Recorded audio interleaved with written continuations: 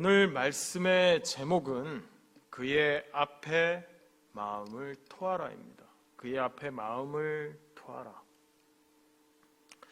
오늘 말씀 시편 62편은 다윗이 하나님께 전하는 다윗 자신의 신앙 고백과 또 다윗이 백성에게 전하는 하나님을 향한 다윗의 권면과 충고가 들어가 있습니다. 저도 오늘 말씀을 준비하는 과정에서 이 62편을 계속 묵상했는데 8절의 말씀에서 참 마음이 크게 동하더라고요. 8절. 백성들아 시시로 그를 의지하고 그의 앞에 마음을 토하라. 하나님은 우리의 피난처시로다. 이 신앙생활을 오래 한 분이라면 당연히 아는 논리의 말씀이지만 저는 오늘 이 구절이 그냥 지식으로만 전하는 그런 말이 아니라 정말 질풍노도와 같은 인생의 경험과 산전수전 다 겪은 다윗의 삶 속에서 정말 엑기스만 뽑아서 우러나온 겪어본 사람만이 할 수 있는 말같이 들려서 이 저의 심금을 크게 울리더라고요. 백성들아 시시로 그를 의지하고 그의 앞에 마음을 토하라. 하나님은 우리의 피난처시로다. 이 구절을 읽을 때 그냥 그 자리에서 저절로 기도가 되더라고요. 저절로 기도가. 여러분, 하나님은 우리의 절대적인 피난처 되십니다. 믿으시면 아멘 하시길 바랍니다. 이 시편 62편은 비탄시입니다. 비탄시. 물론 신학자들마다 이 시편의 종류대로 분류하는 측면에서 많은 의견이 있지만 물론 학자들 사이에서는 많은 학자들 사이에서는 이 62편은 비탄시로 보고 있어요. 이 비탄시는 시인이 각종 질고와 어려운 상황에 직면하여서 이 자신의 어려운 처지를 하나님께 간절한 마음으로 고하여 자신을 돕고 구원해 줄 것을 간구하는 기도를 시로 옮긴 것을 말합니다. 이게 비탄시입니다. 시편에는 총 36편의 비탄시가 있으며 이 오늘 말씀인 62편도 그 가운데 하나로 보고 있는 것이 정설입니다. 근데 이 시편 62편은 다른 비탄시와는 좀 다른 형태의 특징을 보이고 있습니다.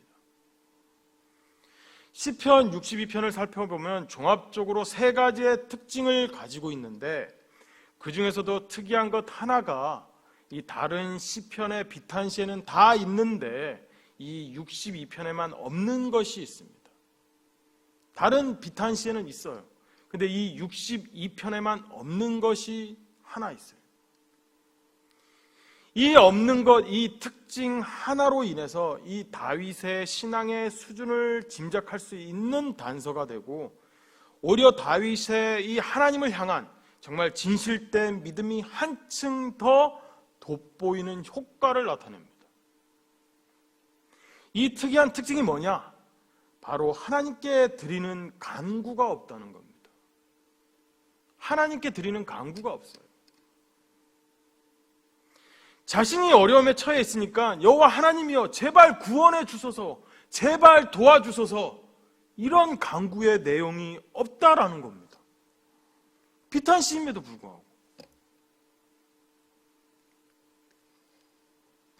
다윗이 이 시편 62편을 지었을 때쯤에는 이 다윗은 자신의 아들 압살롬의 반역으로 이 몸뿐만 아니라 마음까지도 비통과 슬픔을 금할 길이 없는 정말 억장이 무너지는 듯한 아픔을 겪을 때였습니다.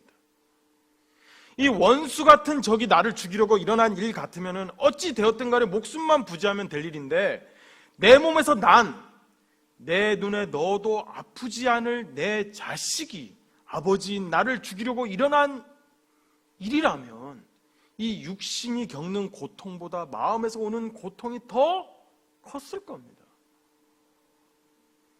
아마 미루어 짐작하건대 이 다윗의 정신 상태는 온전하지 않을 정도로 충격 그 자체였겠죠. 그런데 다윗은 이런 일을 위한 하나님을 향한 기도에서 자신의 문제와 고통을 해결해 달라는 간구와 기도의 말이 한마디도 나와 있지 않아요. 나 좀 도와주세요. 나 좀 구원해 주세요. 이런 말이 한마디도 나와 있지 않아요. 오히려 자신의 신앙을 고백하면서 하나님을 향한 무한한 신뢰를 표현하죠. 시적인 분위기를 내면서 자신의 신앙을 고백합니다. 1절, 나의 영혼아 잠잠히 하나님만 바라며 나의 구원이 그에게서 나오는도다. 또 똑같이 5절, 나의 영혼아 잠잠히 하나님만 바라라. 무릇 나의 소망이 그로부터 나오는도다. 여기서 나의 영혼이란 진짜 내 속에 있는 이 영혼만을 말하는 것이 아니라 이 히브리어에서는 전 인격을 의미하는 단어입니다. 내 영혼아, 전 인격을 의미해요. 그러니까 다윗이 말한 나의 영혼은 내 영혼뿐만 아니라 내 육신, 내 생각, 그리고 내 인격, 내 마음까지 내 모든 걸 다해 하나님에게만 구원을 기대하고 소망한다는 겁니다. 전 인격을 다. 그러니까 다윗의 주위에 있는 그 어떠한 것도 의지 아니하고 이 하나님만 바라본다는 거죠. 하나님만. 또 여기서 잠잠이라는 이 단어는 침묵, 체념, 포기라는 이 히브리어 의미의 단어인데요. 이 다윗 자신의 생각과 감정을 내려놓고 조용히 하나님의 은혜만을 바라보는 자신을 표현한 겁니다. 조용히. 이 큰일을 닥치고도 잠잠하게 조용히 자신의 생각을 내려놓고. 거기다 이 구절에 번역된 우리말에는 드러나 있지 않지만 이 원어에는 아크라는 확실히 분명히 진실로라는 단어가 들어가 있어서 이 하나님만을 바라며 그 누구도 아닌 하나님에게만 구원과 소망이 나온다는 이 믿음을 넘어서 이게 당연하다는 인식에까지 이른 다윗의 절대적인 신앙을 더욱 분명하게 나타내 주죠. 이 원어에서 보면. 그러니까 다윗의 신앙이 정말 대단한 것이 이 절제절명의 이 노년에 겪는 인생 최대의 위기 속에서 그것도 원수가 아닌 자신의 아들이 아버지를 죽이려는 이 비극 중에 이 비극을 겪고 있는 가운데 다윗은 하나님만을 향해 그저 묵묵히 시선만 고정하여서 하나님만 바라볼 뿐인 겁니다. 하나님만 바라볼 뿐인 거예요. 그 어떠한 강구도 하지 않고 황당한 사건에 이 속으로 눈물을 삼키듯 조용히 침묵하며 하나님께만 절대적인 믿음을 가질 뿐이죠. 굳이 기도하지 않아도 간구하지 않아도 이 하나님은 이미 다윗의 이 슬픔을 잘 아신다는 거죠. 굳이 간구하지 않아도 하나님만 바라봐. 하나님. 그러면서 다윗은 또 고백합니다. 2절, 오직 그만이 나의 반석이시오 나의 구원이시오 나의 요새이시니 내가 크게 흔들리지 아니하리라.